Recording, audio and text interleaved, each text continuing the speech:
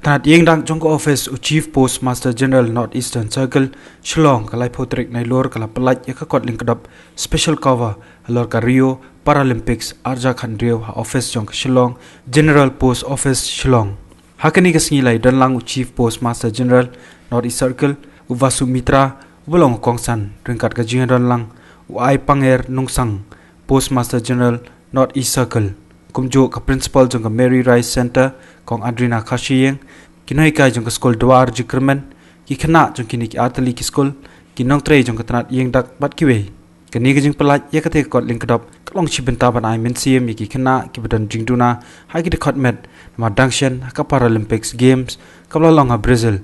ka India klala ban khor south li ki takma lingba kinoi le kai ki badan jingduna ki de khot met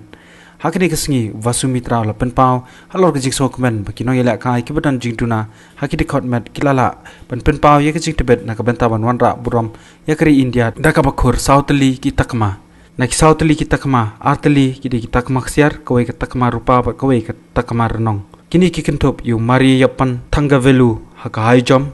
ringkat udavendra jajaria haka javelin throw hakaba kila korea ka takma ksiar ka dipa malik